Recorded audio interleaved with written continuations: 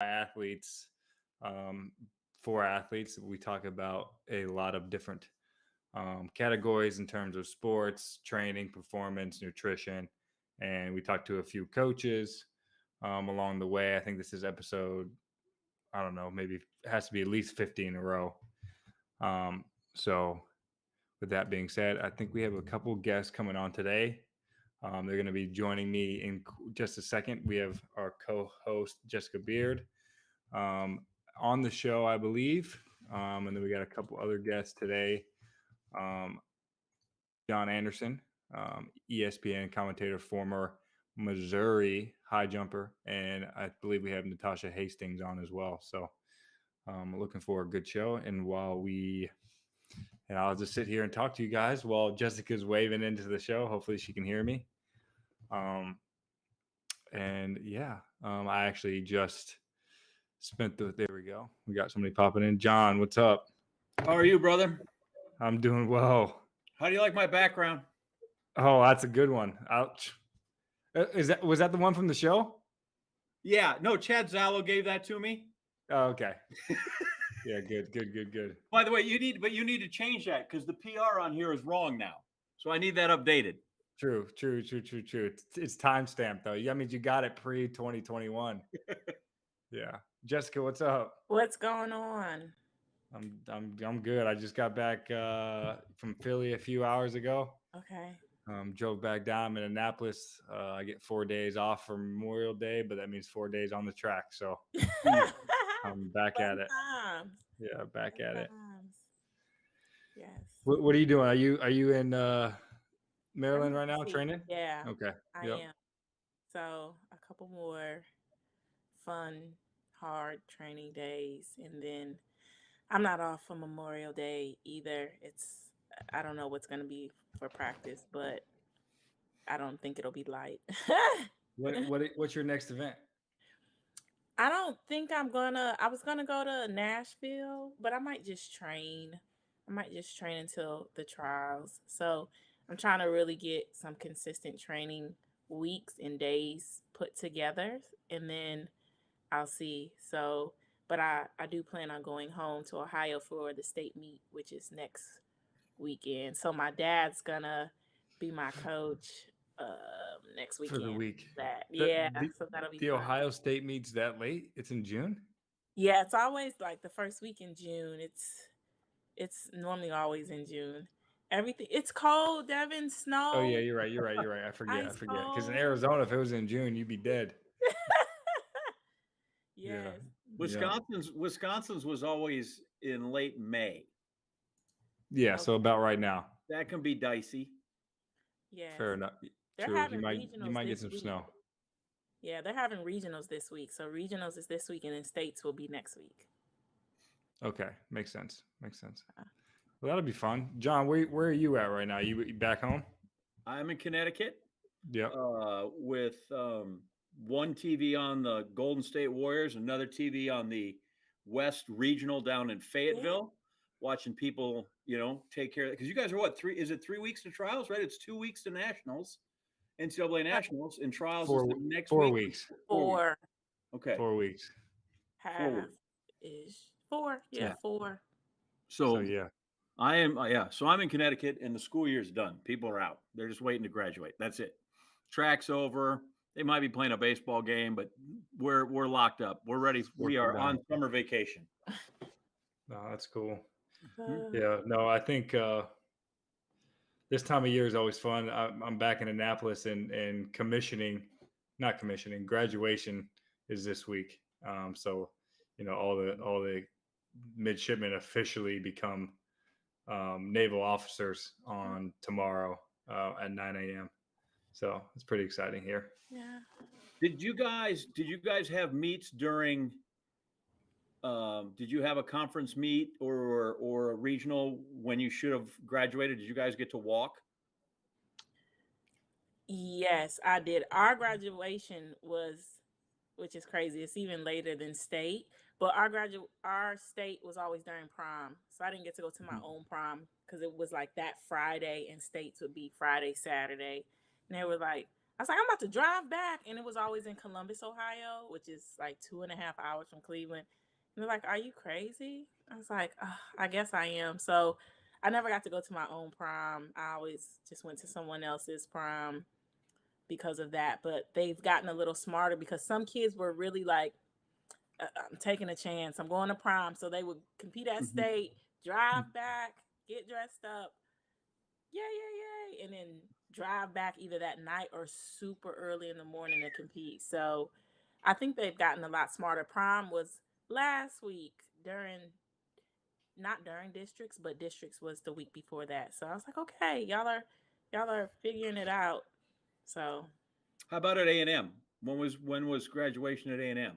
yeah, I didn't get to. It's always in May graduations. So, and I graduated in December, which Okay.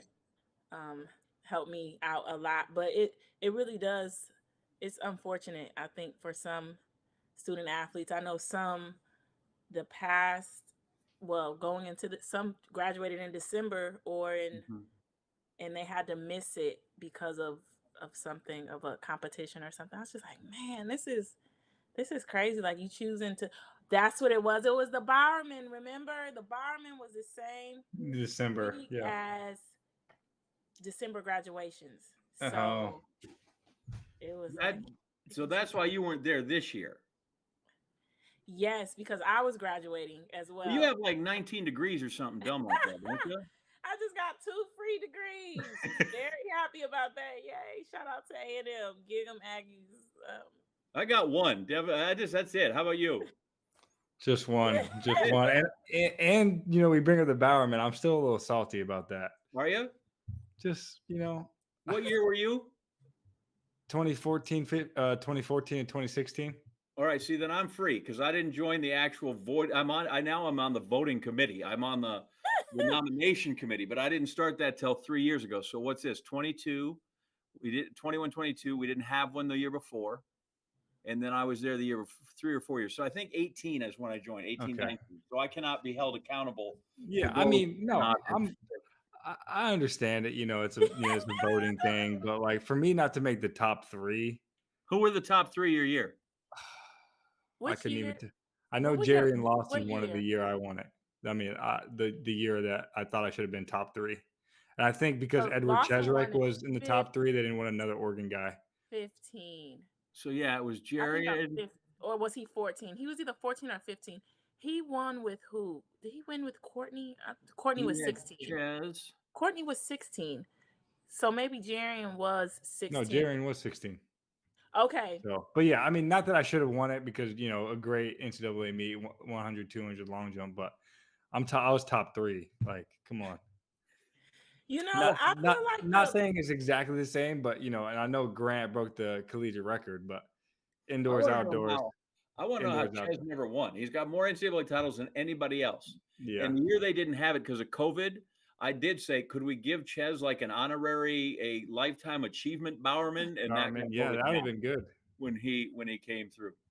Yeah, I think it was a couple years that I was just like, who selected the finalists? I was really upset the one year that Kendall wasn't a finalist, and I think honestly it was because she was a freshman. I think the same thing with Cheswick. The year I feel like he should have won, he was a freshman, and nobody had ever been a freshman and won it. And I feel like they just was like, "Oh, he has more years," or whatever. And I'm not taking away from anybody who won that. Yeah, was that the year Cam Levins won? I always think it's bad when the person's like, "Oh my gosh, I don't even have a speech because I didn't think I was gonna win, and I didn't think what you didn't think." And he was just up there. And granted, what he did, believe it or not, I think there's a lot of favoritism towards Oregon. What he did was compared to the only other person to have done it was Galen Rupp, and so that was the perspective a lot of coaches were giving me. So I was like, "Oh wow!" But yeah, I was upset that year Kendall Williams wasn't a finalist because I think she would have won. I think she would have won. That was the year she broke all those records, and she was only a freshman. So it's very interesting, Devon. I would like to see how they select the finalists or like the criteria. I I remember can tell you how it happens. I will say this though. Also, to further get myself out of this, I only am on the men's side too. So I wasn't there till 2018, and I'm only on the men's watch list. I don't have anything to do with the women's watch list. So now I'm really, there's a lot of heated debate Natasha, what's in up? there. Hello, Natasha. I can believe it. And I usually, oddly enough, sometimes I'm always in the minority because people a lot of time focus so hard on times and times and times, which is great. But I think winning has a lot to do with it. Like I think championships count, That's what I'm saying. right? And so, because you don't know what conditions you might get in, and so what if you ran 13-4? I don't care. Did you finish and did you win? Then I think that's important. And the other thing I think sometimes it becomes, I don't know if you guys have watched it close enough because I do. I think sometimes it's become almost at times it's the MVP of the NCAA outdoor meet. And I think sometimes they discount indoor performances a little. Somehow they discount those. I will say this though, there's more people than there are slots. There's only 3, and there's usually a lot of good people. And I've told Sam Seams, listen, if people are arguing about who should be in, then you're doing something right. That there's enough that people care, that it's a big deal. I think we should be able to help decide who we think should be in, because we only get to decide once there's the final 3 as past winners. So they're like, this is who we chose. That's just a man keeping you down. That's it. No, that's all you get. One man, one vote, and the rest. That's where the power broker is right here. Yeah, I think we've been right the last few years that I've been on. I've been happy about that. I think so too. Yeah, I do. Who was Raven? Who else? Couture. Yeah. Couture, who sat there 2 years before she finally won. I agree. I know that's the worst feeling. Courtney was the right pick in her year. Yes, she was. The last ones have been. I don't know about Sha'Carri. I've stumped before too. I think they should have the athlete of the year as the Bowerman. I think it would be cool to have a performance of the year. I think that would be a great they do that in football. To have they do like the Heisman. They do the Heisman, and then the best quarterback of the year, or best whatever. And sometimes it's the same, but sometimes it isn't. Yeah. And before the Bowerman, they used to have the best field athlete and the best running athlete before the Bowerman. So I feel like I think they still do some of that, but I just think it'd be cool to have the best performance. Yeah. When Sha'Carri ran 10.75, or when Mondo vaulted 6, or Grant going under 13. Like I think those things would stand out too. Would be cool. So I don't know. What is Natasha Hastings? Hope they're listening. She's pre-Bowerman, I think. I'm well pre-Bowerman. Oh no. That's why I'm like, I'm out of this conversation. I don't know anything about. I mean, I hear the winners announced, but like all of the stuff that you guys are talking about, like past winners voting and all that stuff, I don't know anything about that. You got to get into the fan voting. Oh, okay. Yes, they have fan voting. It's like American Idol. Like cash your vote now. Fan vote. Does it really count though, or is it just? Well, it will. It will count towards like points. So since there's 3, it'll be ranking order for points.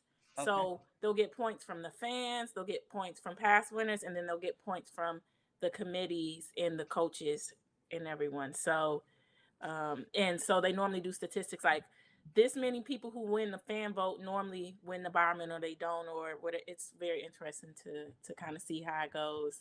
Okay, I'll vote. But Natasha, what have you been up to? What are you doing right now? What's your life looking like? You guys have me up past my bedtime. Oh yeah, hey, we're on the East Coast right now, so I am too. I'm in South Carolina. Excuse me, that's some of it. I've been trying to get over a sinus infection since I saw you in Philly at Penn Relays. But I'm training. I'm in grad school. My son. I'm a graduate assistant with the track team. I don't know if I'm coming or going. The full load. Yeah. That's good. You got any competitions coming up soon? I think I'm gonna try.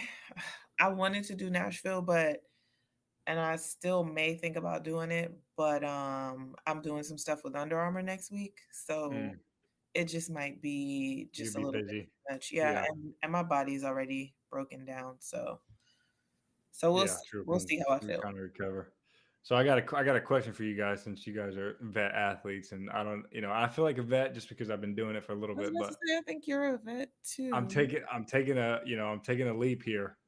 So Okay. I'm racing in New York on the 12th, then flying over to Oslo and Paris for the Diamond League races the week before USA's. The reason is because, one, I'm doing OTAs.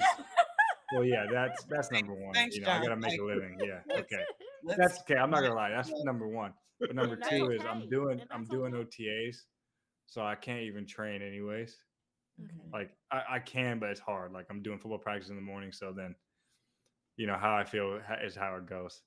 So what I figured is, like, let me just get fresh and like race and like just feel comfortable with like my race rhythm, which, especially in the hurdles being so short, you got to do it a lot. So that's what I'm thinking. What do you got? What's your guys' opinion? Am I crazy? Do I need to call Paul and Robbie and say, yo, cancel my flights? Are you doing 2 races overseas? Technically 3, because Paris has prelims and finals. How far apart are they, the 2 meets? 2 days, the 16th and 18th. And when's your first round? What would your first round of USA's be? It's Saturday, Sunday for me. So it'll be like exactly 9 days. How do you guys, since you guys, Natasha, you talk about you're not really in the loop on the barman. My international travel for the Diamond League is, again, out of my depth here when I come through that. But like, Devon, how long do you usually, when you come back, to take to kind of just acclimate yourself to where you're at? Yeah, I don't know, because everybody complains about the jet lag thing. I just feel tired, and when I'm tired, I just go to sleep. So like, Yeah. That's kind of the method that I adapted Yeah. to when I would travel a lot, that like I wouldn't so much focus on the time difference, but I would more so look at my race time too. So like if it was like an evening race, I wouldn't really be that concerned about adjusting, because the evening time it would still like be my body would still be back at home.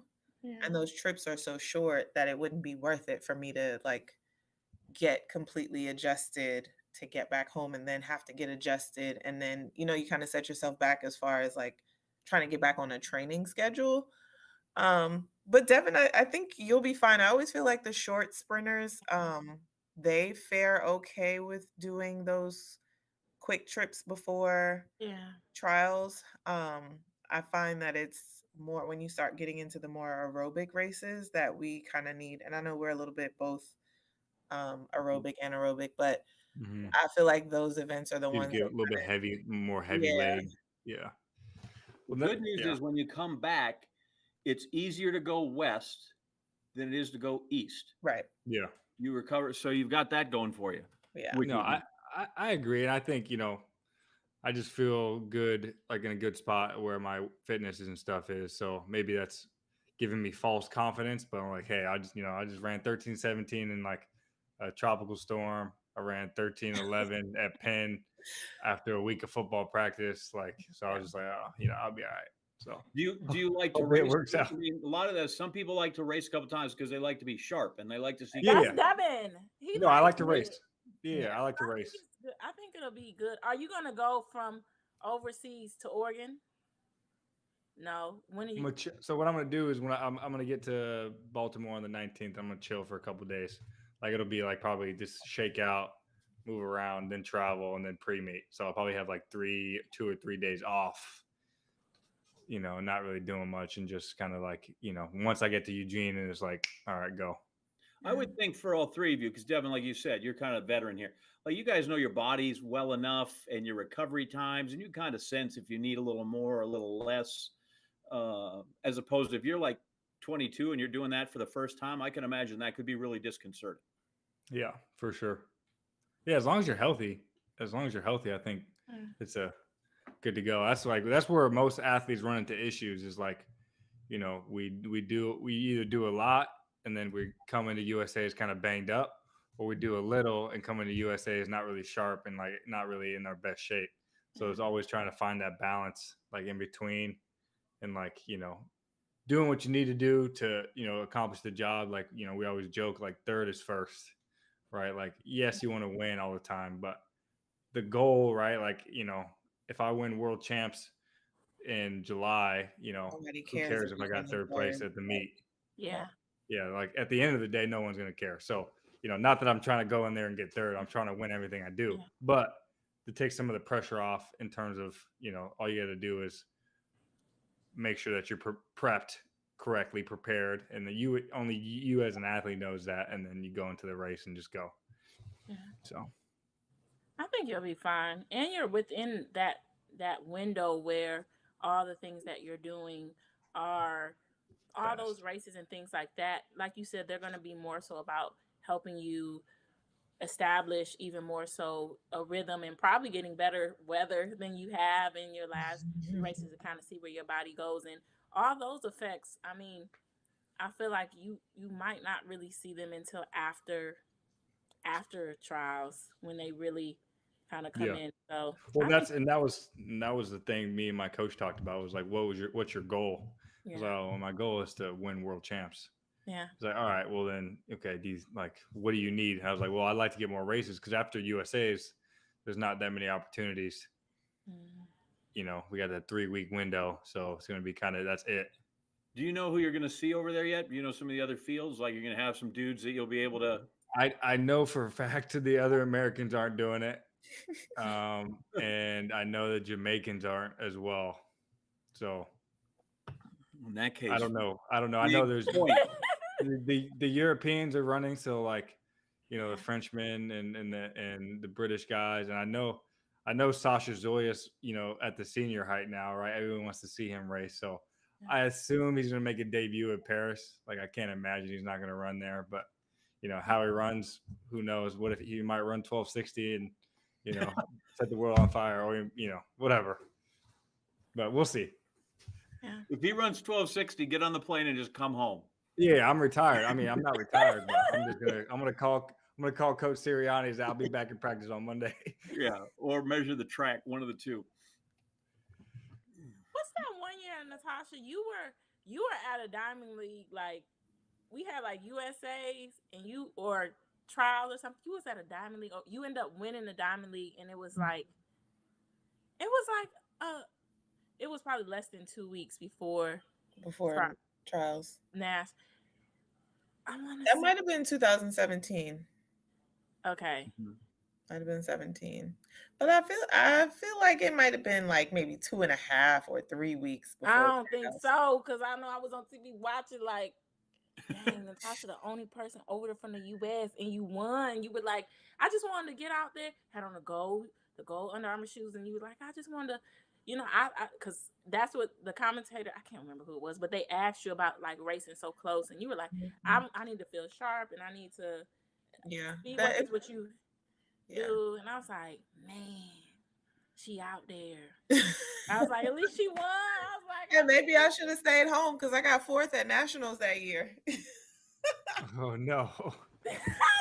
I was like this close. I still ran, but it was one of those seasons too, though, where I was like, okay, I just got beat, because I got 4th, but it was like the fastest time that I ran at US Nationals. Like, I ran faster in that race than I did to make the Olympic team the year before.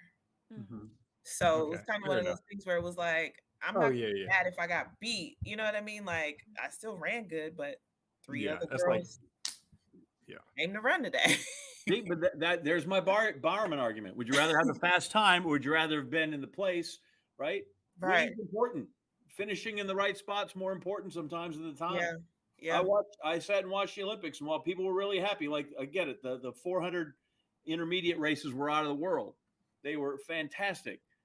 But in those races, like, don't I just want to win so I can be on top of the podium? I don't care what number comes after that. I don't care what number's to the right of my name. I want to see the one to the left of my name. Yep.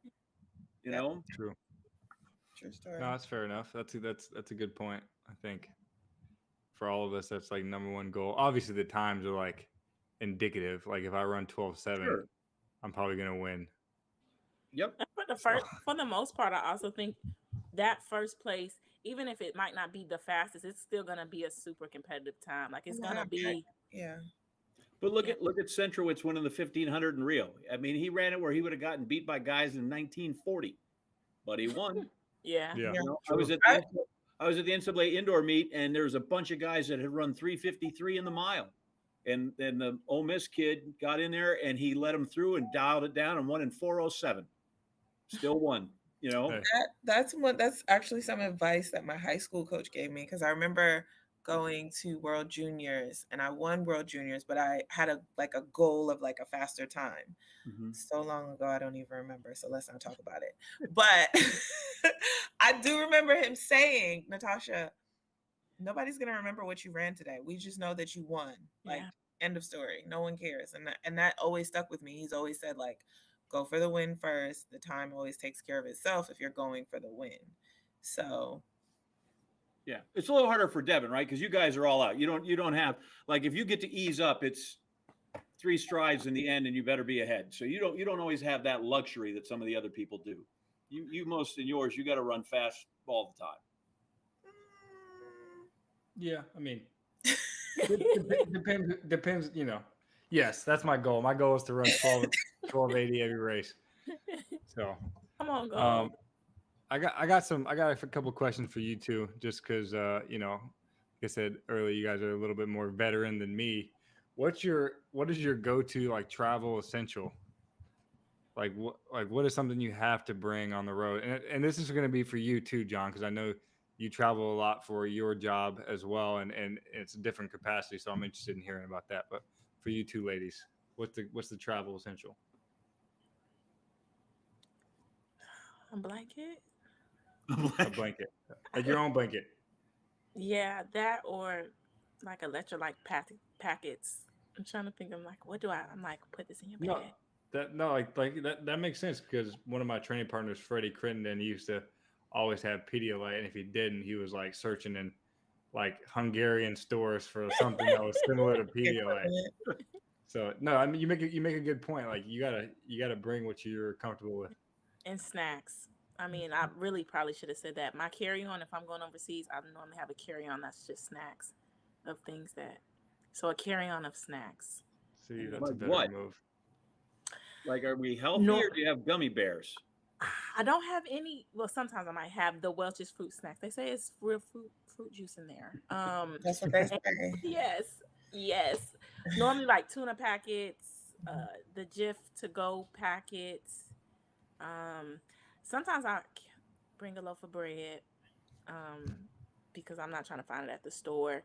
The only hard part about that, you see those snacks on the side, they got meat in there. They're not letting us bring that meat over. I mean, outside like the tuna packets, but normally it's some type of protein, beef jerky. Thank God for kids, okay? Because before them, I couldn't get applesauce over there, couldn't get yogurt over there, but now they got the little pouches all made for kids. The little 3.4 ounce size. So make sure you get your yogurts to go, your applesauces to go. So shout out to the kids. Sometimes it's like vegetables or whatever. So I normally have an array, an assortment, and then fruit snacks. So practice. Okay. Shout out the kids. No free shout outs. But hey, Natasha, what about you? So I do the same thing with the food. Like tuna and oatmeal are the two things that, like, number one, oatmeal is the one thing that I know no matter what time of day or how I'm feeling. Sometimes I'm a lot nervous that my appetite is like non-existent. Oatmeal is the one thing that I know I'll get down. So I would always travel with those. And then I'd always bring a candle. I'd always set the mood in my room. Like, that's a part of the getting ready process, especially on race day. What scents do you? I'm just curious. I like fresh apple, or I actually like masculine, like musk smells. So a favorite of mine is the Bath and Body Works mahogany teakwood. Ooh, yeah, I know that one. We gave a free shout out there. Yeah. Sorry. I have a candle that smells like Tom Brady. Yeah, this championship. So just turn it on, you just light it up. Smells like Tom. Smells like success and greatness. What do you take with you, Devon? To be honest, I don't like. There's nothing specific. Until recently, like the last couple years, I've been diligent about bringing earplugs, just to sleep, because hopefully you don't have a roommate, and you might, which is no. And here's the thing. And here's the thing too. Here's an interesting dilemma. When I was first pro, I was excited about who my roommate was because I was like, oh, I got to meet somebody new. Like I room with one of the Borlée brothers, like Will Clay, and I knew Will actually because he's from Arizona, but like I didn't really know him that well. Like, I knew of him, but you get to know people. So, but now that you're a little bit older, you're like, I'm just trying to get my own space. Like, but if you do have a roommate, earplugs are major key. And then for me specifically, man, the snacks is a great idea. Like, I don't know why I never thought of that. You don't bring snacks. I don't bring any snacks, and I'd be walking around the downtown Luzerne, Switzerland, like trying to find food. And okay, Devon. Now let's keep it funky. We have been to some beautiful places in the world. However, the one thing that has been dodgy about the circuit is food. Yeah, you playing games. Like the first thing. Yeah, I mean, the ball on that. And you kind of get seasoned to the point where you're like, okay, this meet is going to have decent food, or this city is going to have, so I don't need to pack that much. Yes. But there's some places that you go to that you're kind of like, okay, let me. I can't believe you never thought of food. No, I mean, like now that you say it, like it's a great idea. I just like, cause I'm like, oh, I got like almonds that I like to eat at the house, but I just don't put them in my bag. So yeah, that's smart. That's good. That'd be good for my next trip. I'm gonna post a snack pic for my next travel day. Here's Devon and a bunch of go-go squeezes. He's gonna be ready to go. Yeah, I'm gonna try to get a Go-Gurt sponsorship between now and then. I'm trying to tell you, let's do it. The go-go yogurt. John, what about you? What do you travel with when you go on these trips to meets and you gotta work? The only thing I need is make sure I have the right shirt to wear, the right polo, or it says NCAA, or it says ESPN, or SEC, or if I need a tie. Other than that, I don't. I look like a hobo. When I just have you ever like forgotten a tie and been like, oh my gosh, I gotta go get it, or like I have, but a tie you can kind of pick out, but I try to remember my sport coat if I need those kind of things. Yeah. And then I kind of always, I probably have way more socks than I need. You talk about when your coaches, and my coach always said, don't forget it's going to rain no matter where we were. And so he's like, bring extra socks. And so even now I do that. And especially like when I go to Eugene, I'm like, at some point I'm going to get wet and I'm going to need extra socks. And I don't want to ride even that small part across town in wet socks. It's just uncomfortable. So I bring more socks than any person should take on a 3-day or an 8-day trip. It's ridiculous. So, and I will bring almonds. I don't go crazy with the snacks because listen, my diet is not like yours. If I can find a cheeseburger, I'm in. So, I don't mind that. I don't have to be as healthy as you guys do. Yeah. Although I do think like that's a real question for you guys. That's like a real concern is where do I eat when I'm there? Like Michael Johnson, right? Famously got food poisoning, and you go to these places and in your neighborhood or in these other places, even if you go to a town you're not used to, like, what an Applebee's is, it's reliable, or, take whatever you want. You go to Outback or something, you go to these places, and I feel like you guys play roulette a little bit every time you go sit down and have a meal in these towns. Even like you said, even if you're in Rome, I don't know where I'm walking in Rome. Yeah. I don't know if I trust the concierge. There's a ton of truth to that. I'm not gonna touch it. I'm gonna leave it alone. Yeah, don't. Hey, we're not calling out. We're not calling out places right now. I'm not. That's not what I was concerned, right? I'm like, I'd be, I wonder where it could be sketchy. Yeah. What's your guys' like favorite places to travel? Like, what's your favorite place on the circuit, Jessica, like, or Natasha? Like, you got a city or just a specific meet, or like, maybe a meet you won. You're like, oh, that's my favorite meet because I won there, I guess Paris, just because I ran the second fastest time I've ever ran there. I was like, oh, this is cool. The crowd was crazy. Like the race was fast. It's like, oh, this is nice. Uh, I'm mad I didn't get to go to the Eiffel Tower. That was the only thing. I'm like, dang. You didn't make it to the Eiffel No, Tower? because we got there like, with the travel, and then I was like, dang, do I risk my legs? I was like, It is a leggy thing. It Yeah. is. Yeah. Is it? I didn't know You that. just walk a lot when you get there. Yeah. I mean, you take the elevator up, but up and down, but it's still a lot of walking. Listen, y'all can't complain. You ran at Texas A&M. Natasha, you ran at South Carolina. Like, we're going to Auburn. How about we go to Paris? That seems better to me, and I like Auburn just fine, or Tuscaloosa, but they're not Paris. Do you? You like Tuscaloosa? They got a big A on a track. I thought it was for Anderson. Turns out it's for Alabama, but things turn out. But yeah, none of those are. Listen, y'all could have run like me in the Big 8. Until you've been to Manhattan, Kansas, and Ames, Iowa, you haven't traveled the circuit. So I feel like any of those places you guys go is pretty cool. I was in the Big 12 when I was in school. Yeah, you guys can't make up your mind where you are. Then you left and you got away from Texas. Now Texas now you're anyway. SECs and everybody's coming to the SEC. Yep. Mm-hmm. Yeah. I mean, it's business. Natasha, are you in Columbia right now? Is that where you said you're? I am. I'm enrolled in the University of South Carolina again. Yep. Very Back good. in Columbia. Yep. I went to your big invitational meet this year. Did you? I was in Charleston to play golf. It was 40 degrees and blowing 40 sideways. So I called Coach Fry and I said, "Can I come watch your meet?" And he and Coach Sargent got me a parking pass, and I went and I watched. And I tell everybody now, if anybody has to question whether I like track and field, I sat through 26 heats of the women 200. Nobody could run 27. And then I sat through 25 heats of the men, and I don't know that anybody broke 23.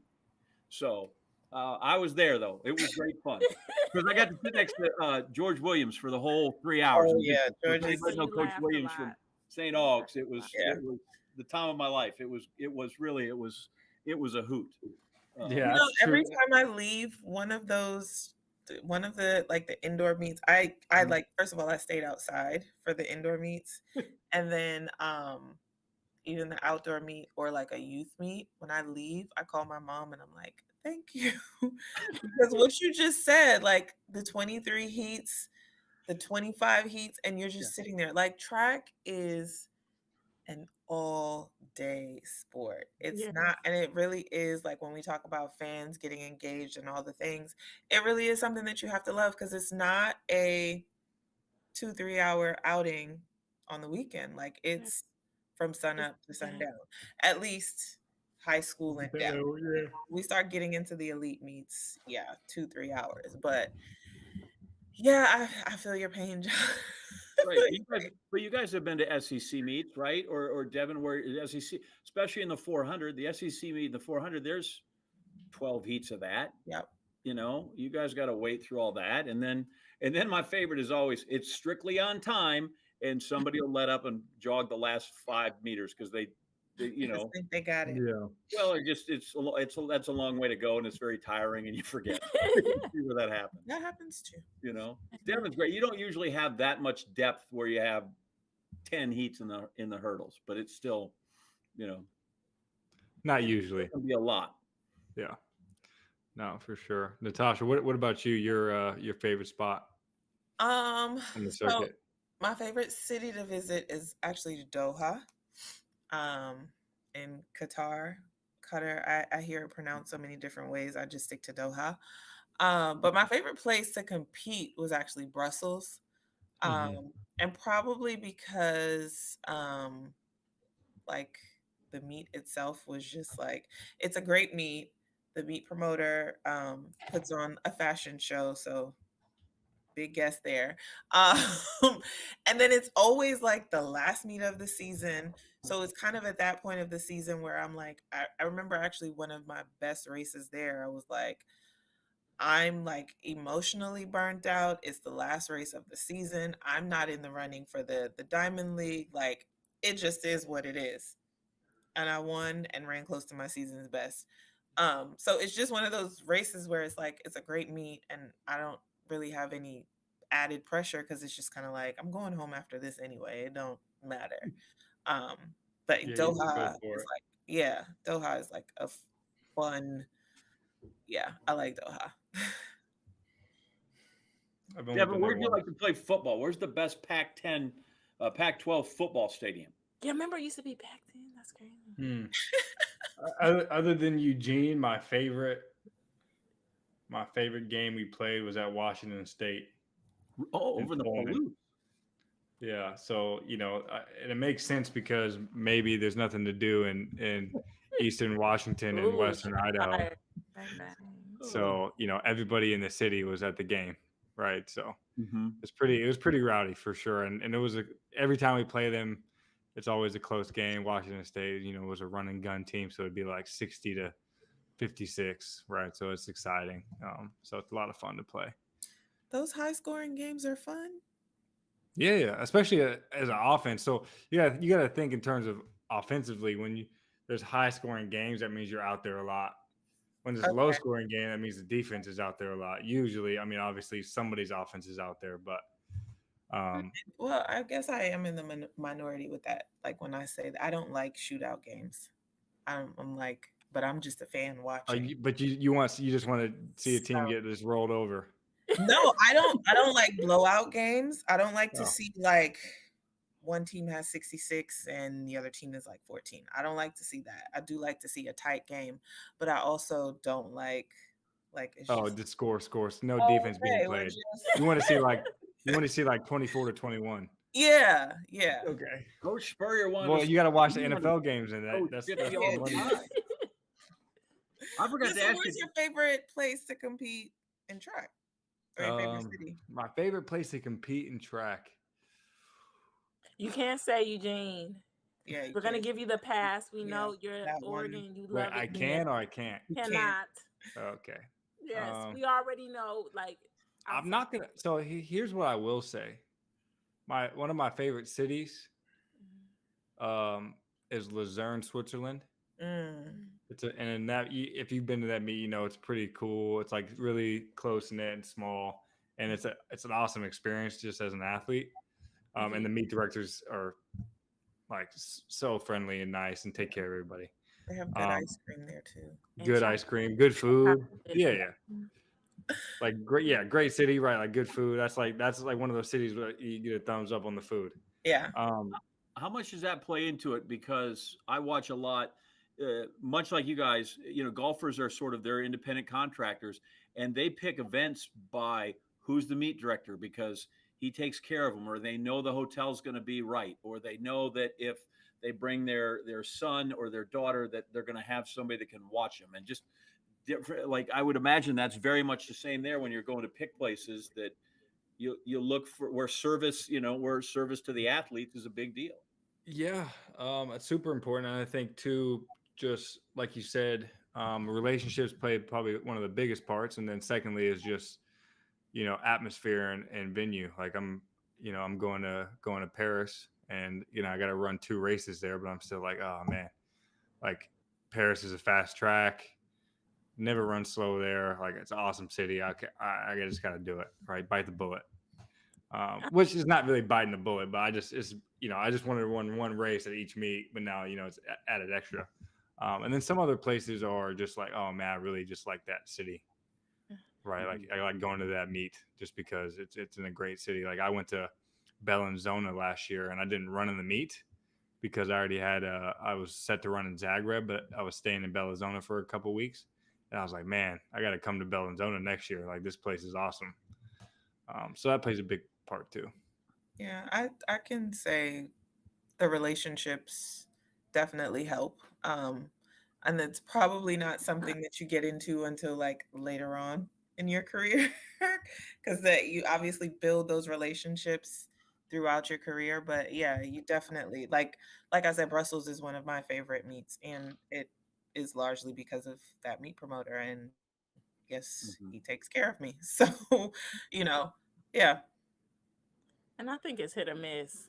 For me, I'm like, Lord, I had never really been on a Diamond League circuit for different meets until like 2018. I think if there was like 7 or 8, I was in like 6 or 7, and I got to experience the different, I guess, I don't want to say facilities, but I got to go to I was like, oh, the stadium's nice. You got to see how the fans responded. But my biggest thing was like the food, like y'all were talking about, like, man. And so sometimes you'd be like, man, sometimes you feel like the hotel is sketchy. And you're like, oh, this isn't, and not necessarily just meat, but just a European meat in general. And you're like, this hotel is really not, but the meat is great, or it's just not sometimes what I had expected. And I'm like, oh, but the food would be good. Or I would go somewhere, I was like, man, this food was so good. I think it was Oslo. I feel like I was at I feel like I was in a rich mansion or something with just a buffet of food, and we were like, oh, what's this? And they were like, oh, that's gluten-free this, oh, that's it. And I'm like, wow, y'all are so specific here, like y'all are truly catering. And I mean, the chefs would come out and be like, do you really, how is it, and I remember Philip saying something like, I wish I had banana nut, and then like the next day they had banana nut, and I was like, wow, like, and so that really, I think, spoiled us, because then I went to the next meet and the food was good, but I was like, where's all the options? I got banana nut muffins though. Right. I'm like, ugh. Where's that hospitality? Yeah, so it's definitely, I know I would look at things like, how close are the beds? How close are the beds together? That's a big thing. Wait, Jessica, explain that, because if people watching might not know what you're talking about. So I feel like, and I'll just say, It ain't you feel like it in is. In Europe, It I'm is. trying to find a polite way to say they're eco-friendly. They believe in sustainability, and the beds will literally be this close together. So like, Don't touch them. They will be together. they'll be like this, or they'll be like this. And the worst is when they're like this, but there's a thing in the middle that is permanent, so you can't, or the permanent thing is on the outside, so you can't space the bed Move out. them, yeah. I always move. And the beds rearranged. can be like really small, like your feet are off, so you're sleeping and your feet are like this. And I don't know, and I really wanted to ask Devon this, because I never had this experience, but I was told like by somebody else that they had a roommate that was naked, it was a male, and had a male roommate. It was just walking like, yeah, what's up? I've had that experience too. Have you? Oh my God! Like mid conversation, talking to her, and she just, and I was like, oh, okay. Yeah, I mean, I guess like, I don't think earplugs won't help. Yeah, I don't think it's inappropriate, but like, you know, if I'm gonna shower, you know, I'm gonna like bring my underwear to the bathroom with me, so I can put my boxers on after I dry off, right? You know, if I'm walking around in my drawers, at least I am not like stripping down in the room, you know. So it's just, you know, that's the thing about a roommate thing too. Is you got to be considerate with everything you do, right? Like even watching Netflix at night, you know, you make sure you got headphones on and turn your screen to the other side, or turn the brightness down. Exactly. Yeah. So blanket over your phone when you're talking. It's funny because different people are different. If you have the roommate, I always ask, are you the Antarctica roommate? Are you the toaster oven roommate? Are you in the middle? So Antarctica is the roommates that's like, it has to be under 68. Like the thing, it's all the way down. I'm gonna freeze to death. And then you have the other ones who don't like it cold, who are like, oh, 75. And then you have the other ones that are like somewhere in the middle, like 70 to 72. And so that's one of the reasons for the blanket, because I'm like, man, bring your blanket also, because they don't believe in blankets because it's the sustainability, and you're only going to have a sheet. So you'll have like a sheet. They don't normally have blankets. Yeah, they don't have thick blankets. Yeah. Thick, not like how we do it, like with the comforter and all that stuff. They got like a little bit of it's not even a quilt, Devon. You know that. It's not a quilt. It's not a quilt. And that's you guys, you should travel to Europe. It's beautiful. It is beautiful. It is beautiful. You should go. We love the atmosphere, the food, the hospitality. But it's just like with anything, if we have certain things that we like, and we like to have those things, and if you don't, bring them yourself. That's what This is self-empowerment here. Yeah, Yes. that's smart. I mean, all valid points, and I hope the listeners are taking notes because you got to stay ready. John, how much do you travel overseas? Do you travel overseas for work or, Not much. I've been. Where's your favorite place though? They sent me to Germany to Ramstein Air Force Base, so that's not traveling like a regular travel, and you're on the base, Yeah. right? I was in Tokyo. That was a little sketchy. Oh yeah. Just because the protocols and because I was a dumb American. I got there. We got back late one night, and I walked out, and I was waiting for my Uber Eats order. And I figured this guy doesn't speak English and I don't speak any Japanese, so it'd be hard. So I walked out to wait for him. And within 12 seconds, there was a lovely woman that came up and offered to come give me a massage in my room for 3,000 yen. So after that, I decided to stay inside the doors of the hotel till I saw the guy on his bike, and then I walked out. So I learned some of those things when we went through. So I'm gonna go to London with the Packers here soon, but that's like travel. That's easy enough. The Packers. We love the Packers. You work with you love them? I grew up there. I grew up there. I heard you're a big Eagles fan too. By the way, what number did they give you? I forgot to ask you this. What number are you gonna be? Hey, I don't want to talk about it yet because I got a throwaway number for now until. Did they give you a crappy number? 53. What number is it? Right now I'm 39, but until I make the 53, I'll get to choose. What number would you like to 39? Yeah, what are you, a linebacker?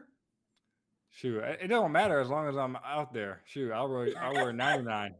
39. Yeah. But given your choice, what would you be? Because now you're gonna have all kinds of kooky ones. You can go single digits and teams. Yeah, so I'd pick 13 just because that's what I played with mostly, and then if not, we'll see if I can talk Randall Cunningham into letting me wear number 12.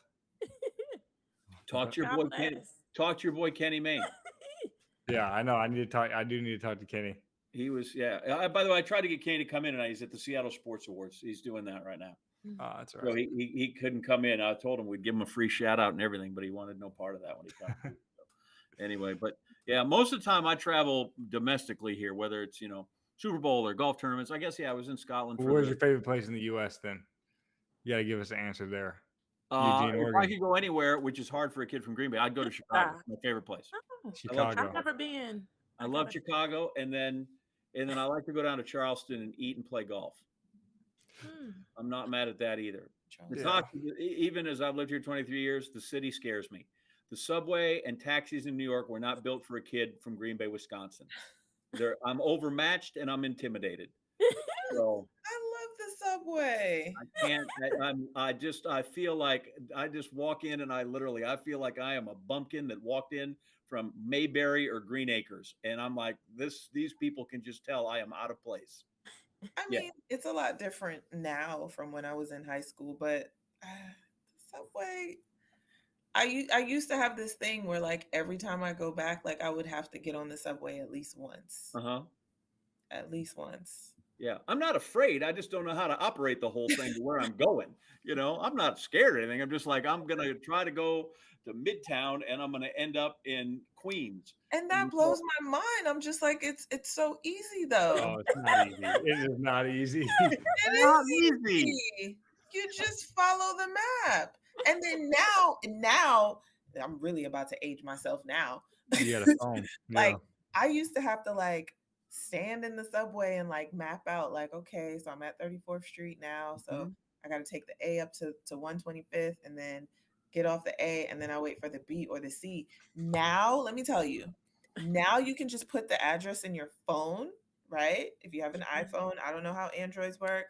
We're giving free shout outs, but you just put the address in and then you pick the subway option and it'll literally tell you what stop to get off on, what train to get, and it'll even like give you all the stops. You're now stopping at such and such.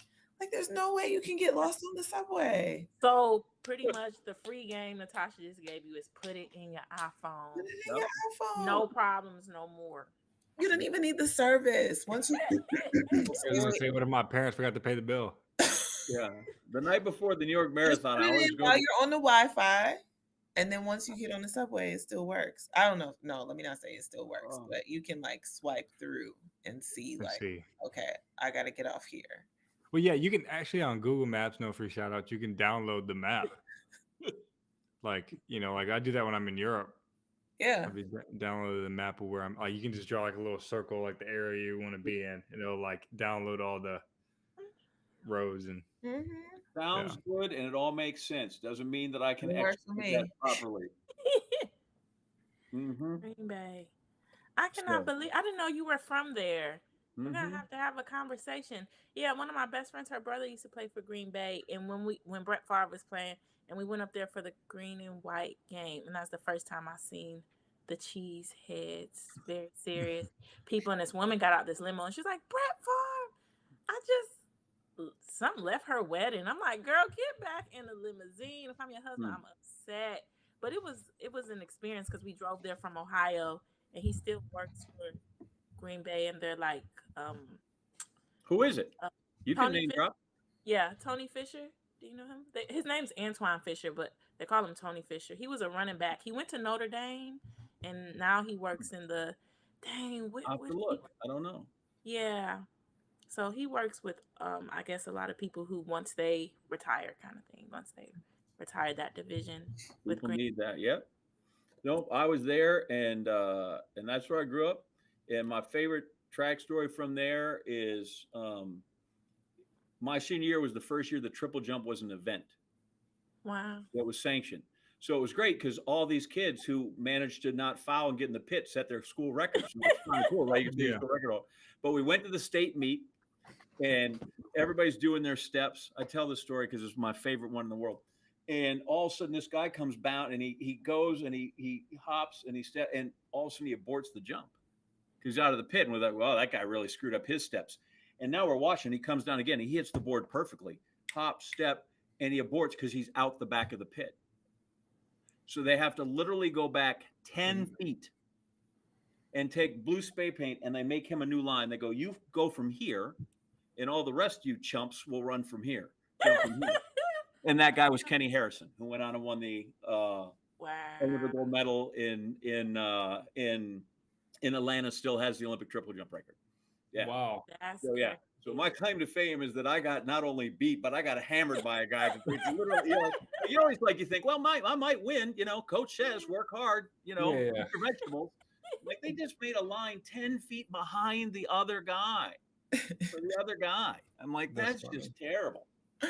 So. Anyway, I just visited with him the other day. I do a podcast in Wisconsin, and he came on with us, and he was a hoot. What's your podcast? What's your podcast? Free shout out. Inside Wisconsin. We just talk to Wisconsin people all the time. Oh, so I can't get on it. We got Kenny on because the great Cleveland Brown, Joe Thomas. Yeah, baby. Cleveland everything. Okay. And so Joe went to the same high school, and I asked Joe, who's the greatest athlete ever at your high school? And he said, oh, that's easy, Kenny Harrison. So then my co-host finally believed me that track people should be on our show. Hey, because I kept pitching. I'm like, let's get Kenny and Derek. Let's find Susie Favor. Let's find, just any. There's a lot of us. All of Wisconsin track athletes. Favor these days. Pardon me? Where is Susie Favor these days? I don't know. I think she's back home. I think she's in Madison. Okay. And I think I'll see her because they have the. At the national meet, the Monday beforehand, they're inducting the very first class of NCAA, the first track and field collegiate Hall of Fame. And so she'll probably be out there. But I think she's back in Wisconsin when she's out there. But why can't I think of the marathon girl that just ran and won and got bronze in Tokyo? Ran at Notre Dame. Come on, John, you're smarter than this. Isn't that Molly? Molly. Yeah, Molly Seidel. So, we got some folks. We're not cranking them out like Texas and Florida and Arizona, but we got a couple here and there when they come through. We're not South Carolina that turns out quarter milers like they're making nothing. Yeah. True. Very true. You're right. Quarter mile. Natasha, I tell her every time I see her, and I'll say it here to everybody. Tell Rachel Glenn she is just ruining the world for high jumpers by running the 400 and the 400 hurdles. That's not what we do. We run about 11 steps, and then we lounge on the mats, and that's what you should do. Anything more than that, you're kind of breaking the code. Yeah. No, she's a couple weeks ago. she was out at the track, and it was like she was out at the track. I should say I was out at the track. But anyway, she comes out on the track, and I honestly thought it was Allison Felix. And then I like double took, and I was like, oh no, that's Rachel. And so I told her later on, like, even her stature. But yeah, Rachel, she's a different one. She's a different one. She wants to do both. So, and she's doing both. So we'll see how long that lasts, because Fair enough. we didn't really have those kind of options in my day. But But like when you were in high school, we talked about the meets. How many events did you guys do? You guys probably all did everything. 4 Yeah. or 5. Like you guys probably were just do here 4. to there to there to here. Mm-hmm. Yeah, 4 by 1, 4 by 4. Yep. by 8. 2. 4 4 by 8. I did the 4 by 8 too. Yep. Oh. And then you guys run the 4x4, and then when you can't find, when something happens and they get injured or you can't go, and they look for somebody to run a leg on the 4x4. Isn't it amazing how many track people can run and hide? Like they're just gone. Like you can have people around. Hey, we need somebody in the 4x4, and you look around and you are alone. It's just desolate. Devon, is that you? Were you hiding from the 4x4? No, I was anchor. Come on, bring it. Okay. Look at number 39. Yeah. Oh, 339. No, Okay. that's good. All right. Well, we're towards the end of the time here, but before we go, we like to end the show with a "What were you thinking?" question. Since Natasha and John are guests here, I'm going to ask John what were you thinking question, and Jessica's going to ask Natasha what were you thinking. So I'll start. John, what were you thinking when you made the decision to go to Missouri for school and to compete there? Like, what was your deciding factors? Like, what was your mindset going into college? I literally went there, which is crazy for a guy who wasn't any good. But my decision to college was I was going to go to Wisconsin for anything, or J school at Missouri, because they have a great J school. Just if you don't believe us, ask any of us that went there. We could fill up a whole nother hour. And I called the coach at Wisconsin because I only ran 1 year in high school, and I had this really strange, really good year. And I thought, well, maybe I could do this again. So I called the coach at Wisconsin. I was the fellow before Nutty Combs, so that's how long ago it was. I don't even remember his name. And he said, yeah, John, that's great, but we have a high jumper. I just recruited him. Kid was really good. He won Big Ten titles. Like, he was great. I was not. And so, but I called the Missouri coach, a guy named Bob Teal. Coach Teal is now 99 years old, just turned 99. And he said, John, come on down. We'd love to have you. So I went down there and became a J school major. And that's how I ended up there. Even though J school was really the impetus, it wasn't. If Coach Teal hadn't said, come down to run, I probably would have been at Wisconsin. The caveat to that story is if my brother, who called and never ran track, Coach Teal would have said, come on down. We'd love to have you. He was a great guy like that. He was wonderful, because it's not like walking on at football, right, Devon? Like that takes a lot of helmets and shoulder pads and time. Track, here's a pair of shoes, go to the golf course, and they can run you off in 3 weeks if you're not any good about it. So, yeah, exactly. That's what I was thinking. I went to college. I'm like, I'm going to go be a journalist, and I'm going to have a chance to run. That's pretty awesome. That's cool. So That's here good I am story. in Missouri. That's great. No, thanks for sharing. Come through, story. I'm not a storyteller like John, so let's hear what was I thinking? So what were you thinking in 07 Oh Lord. in the 400-meter final at nationals before you made the team, still being a collegiate athlete? What were you thinking going Wait, into that? 07, was that Osaka? Mm-hmm. Look at you. How old were you? 5? I think I started running track that year. Oh my God. 06. I think I was 10. I think I was 12 or 11. Yeah, go ahead. I was a senior in high school in '83 when they had the first one in Helsinki. That's how old I am. Well, I wasn't. That was a big deal. Like, you ran sub 50, you made the team, you were still in college, you were running in your South Carolina uniform. So I'm just wondering, what were you thinking going into that experience? I was a senior in high school, and I had won the junior title, and I came the next day to watch the senior. I was like, oh my God, I'm running. And so, yeah. Not the senior in high school. Well, I was just a junior, so then our age difference wasn't that. But honestly,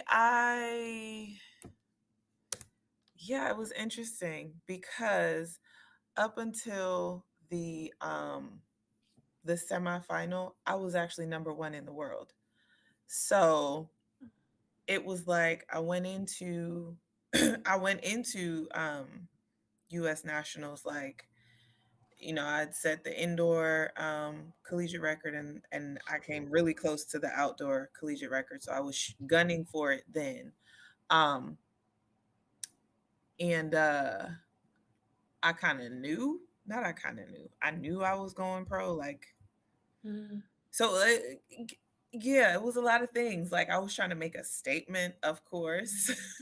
And it was probably the first time, honestly, in that year that I even like put any pressure on myself. And that probably, just thinking about that now, showed up in how I went undefeated and then came there. But anyway, um, yeah, I was pretty pumped, but also pretty nervous. And my favorite story though from the trials, that was in Indianapolis, right? So run, and anyway, run the first round, run the second round. The second round, Dee Dee beat me. Dee Dee Trotter, for those that who are watching, Dee Dee Trotter beat me in our semi round. And I was walking in the stands to my family, and Jackie Joyner Kersey stopped me. And she was like, "You're good. You got this." And I was like, "Uh-huh. Yeah, thank you." But I'm like, "You're Jackie Joyner Kersey." Like, yeah, but I'm like trying to hold it together, right? And so like that was like, from that moment I was like, okay. Like, because it was right after my semi round too. So I was kind of like deflated, but it was like having that moment with her where I was like, Jackie Joyner Kersey, does she know who little old, like, what? Um and then like going into the final though, like at that point, MJ, Michael Johnson, was actually my agent. I had signed with him at that point, or was going to sign with him, pretty much told him like, yeah, I'm going with you. So he's like pumping me up, like, this is your time. You've been number one all year. I was in lane 7. And the gun went off and I just went. And people talk about how crazy my first 200 is. It was crazy in that race. And I just held on for dear life, and the PB 49.8 came out. And yeah, I don't even think I don't even know that I had a time in mind, or even that I could run that fast. Like, I was just probably thinking like 50 flat, because the collegiate record was 50:10 at that point. Y'all running crazy now. But yeah, like I remember seeing that time and I was like, oh my God. Yeah. Can I follow up on that just real quick? Mhm. Since you mentioned that, Devon and Jessica, who was the first person that recognized you that you went, holy crap, that person knows who I am in the sport, that blew you away?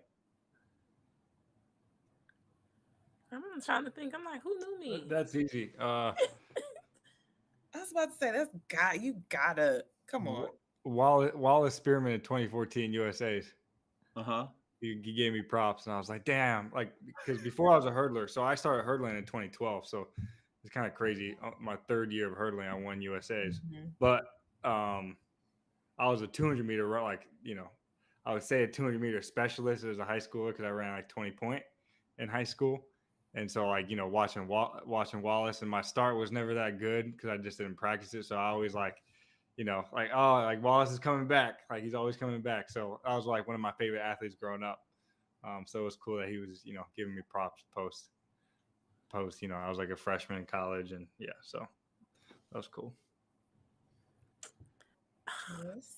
We're still waiting. I know I cannot. I'm trying to think because I feel like it was really just the other way around. I was really like, oh my gosh, I need your autograph before we leave this track meet. And they was just laughing at me. I'm like, I know we're teammates, but I'm dead serious. I'm only 20 years old, and That's how I remember. Like me and Johnny Dutch, we were 20 when we made the world championship team, and I was just telling him like, "Oh my gosh, you are!" And I don't feel like anybody's like, "Oh, you're." This was Not- Berlin, right?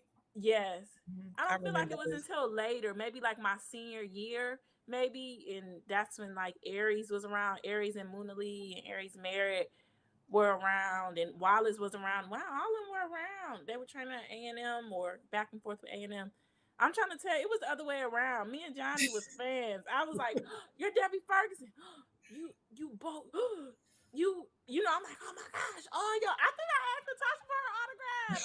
I'm not Oh, you playing. say, was Natasha nice to you, or she big time you? She didn't big time me, but she did do what everybody else did. It was like, okay, after the meet. And I'm just like, give me no autograph after the meet. I want the autograph now. And I was like, I got my shirt. And it was something because I really had to try to play cool because we were all teammates. Like, yeah. Hey, I know You gotta you. go, but that's another topic for maybe I'll come on another another Yeah, Thursday. we'll just tell USA and US world champs and Olympic stories. For one No, episode. I'm just gonna say Jess came into the pro scene at an interesting time where we transitioned. I don't know if anyone's ever heard the rumors about the women's 400-meter runners don't get along, Team USA. Jess came in at a very interesting transition. So but we'll take that for another. It's time to go. Yeah, it's time to go. Deb, they gave you a cliffhanger. Okay, they Well, did. I appreciate the cliffhanger because that means you guys get to be back. That's what Drake said, ain't it? Drake said, "Ain't no friends in the industry." That was the time I came in, and I just understood that was the culture. That's just what the culture was. The culture has changed. Has changed. But that was the culture I grew up in. It's you put your big girl pants on and every person for themselves, and unless it's the relay, and you still kind of for yourself, but you better be on yourself with the others. So, Merry Christmas. Another time. Merry Christmas. Another time. Merry Christmas. Well, thank you guys for being on the show. Thank you. It was another amazing show. Great having you on. If you guys want to follow World's Greatest on YouTube, it's youtube.com/World's Greatest. On Twitter, it's World's Greatest without the vowels, WRLDSGRTST. On Instagram, it's the World's Greatest Team. And then you can rewatch these episodes, I believe, on fanfest.io/World's Greatest. And yeah, so that's it. Thanks for watching, and have a good night, guys. Thanks for having me. You guys are great. Natasha, nice to meet you. Likewise. Say hi to Coach Fry. I will. See y'all. See y'all. Bye.